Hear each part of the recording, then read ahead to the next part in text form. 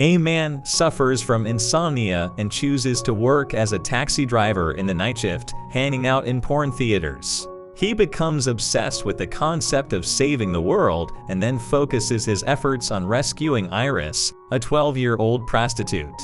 Let's see what he did in response to the negligence. The opening scene shows the protagonist of the movie, whose name is Travis Bickle, who's discharged by the US Navy, and he's somehow spending his lonely life somehow or the other in the huge New York City. He starts his job as a taxi driver, taking up the night shift just for the fact that he's having struggle sleeping at night due to insomnia.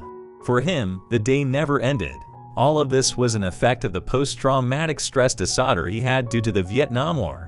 He often took the people whom he called the scums of the city for the vices they did and helped them commute throughout the New York City at night. For his relaxation, Travis watches adult movies in a theater at 42nd Street. He has no friends and absolutely no personal life. He keeps a journal of his activities and the thoughts that roll in his mind as he was in melancholy. Travis is visibly disturbed by the vices and the nightlife of the New York City. One day, Travis notices a girl named Betsy who works as a volunteer of Senator Palatine's the presidential election campaign. Travis is infatuated by the purity and beauty of Betsy. The next day, Travis dresses himself up smarter than usual and looks at Betsy from his taxi outside the senator's office. Realizing this, Betsy asks his coworker Tom to deal with the strange taxi driver, and Tom scolds Travis away. Therefore, Travis decides to join Palantine's election campaign as a volunteer as interact with Betsy. Hi, I'd like to volunteer. He enters the office and introduces himself to Betsy and explains why he wants to volunteer the campaign. Betsy, impressed by Travis, goes on a coffee with him. One night, Senator Palantine himself takes a ride in Travis's taxi, where he even asks Travis about what Travis wants to change in the society, and Travis replies him requesting to wipe away the vices and corruption throughout the town. Betsy calls Travis different from the people she'd met in her life. One day, Travis invites Betsy on a movie date with him, but it turns out that he took Betsy to watch an adult film. Gross Betsy gets up and leaves the theater and screams on Travis out of disgust. Travis tries to contact Betsy and sends her flowers. Realizing that Betsy is just like the rest of the multitude, Travis sets out to the campaign office and vents out his frustration on Betsy in front of everyone before Tom drives him out. Travis could only helplessly look at the abuse, corruption, and crime around him throughout the city, but could do nothing about it. He gets even disturbed when a young prostitute tries to run away in his taxi, but she's stopped by her employer forcefully, and a wasteful $20 note is thrown into the seat of Travis's taxi. Even while having his food, this $20 note reminds Travis about the abuse with the young girl and several crimes that are taking place. Similarly, one night a passenger asks him to pull over near an apartment and shows him his wife, who is at some other man's place. The crazy passenger intends to kill his own wife with a shotgun for cheating on him. Therefore, Travis decides to share his mind with Wiz, an experienced taxi driver outside their cafeteria.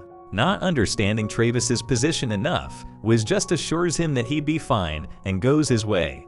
Travis finds himself all alone and helpless, not knowing where he'd go or what he'd do with his life. He decides to be a vigilante figure who'd save the city from the gutter of violence. He undergoes intense physical transition and gets his folding habits right.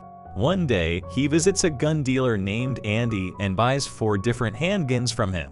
He starts shooting practice and devises a grip around his arm that would place the gun in his hands in a brief second. He even rehearses scenarios where he may have to use his weapons for his own safety and attack. Then who the hell else are you talking? Talking to me? One day he visits a rally of Senator Palantine with his guns under his jacket and even interacts with a security personnel regarding the crowd. One night, when Travis is in a grocery store, a gun robber threatens the shopkeeper to give the money. But Travis shoots down the robber and saves the innocent shopkeeper. The shopkeeper makes sure to save Travis and asks him to leave. One day, Travis, dressed as a cowboy, notices the young prostitute who was trying to flee in his taxi the other evening. He talks to Sport, the owner, and pays him some money to buy some time with the girl. The girl takes Travis to a hotel room. But before things started to heat up, Travis makes his intent clear that he's here to rescue the girl. He advises her to leave the business of selling her body. On asking her real name, the girl introduces herself as Iris. They both fix a meeting the next morning over a breakfast.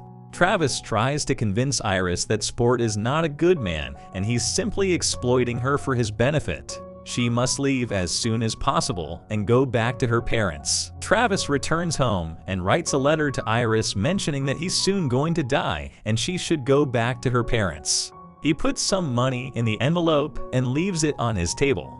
Travis cuts his hair to the Mohawk style, resembling a hippie, and attends a public rally where Senator Palatine is addressing the crowd.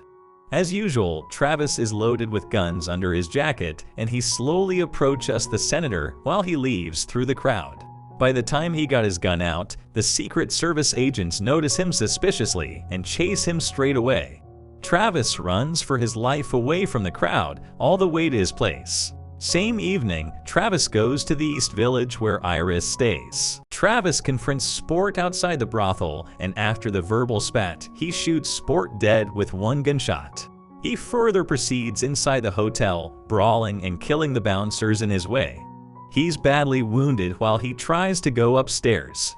Travis doesn't stop the bloodshed as he severely wounds the hotel manager, and he ends up killing Iris's customer who's from a mafia gang. Iris hides her face under the sofa and asks Travis to stop all the violence out of fear. When Travis tries to kill himself, he's not left with any bullet.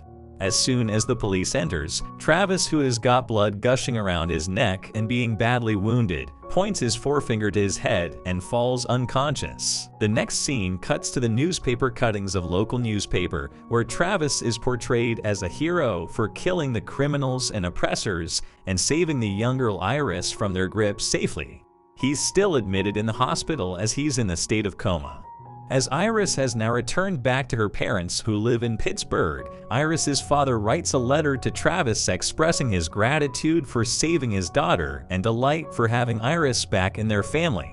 Iris is even continuing with her education. He even requests Travis to visit their house in Pittsburgh as they are not financially capable to travel all the way to New York to visit his hospital.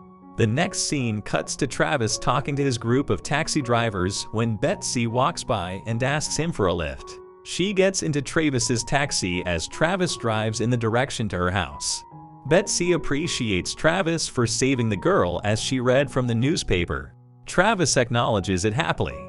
When the destination is reached, Travis denies to take the price for the ride from Betsy and leaves her. The movie ends as Travis looks at Betsy entering her house in his rearview mirror, and in the very next moment, the vision gets totally blurred out.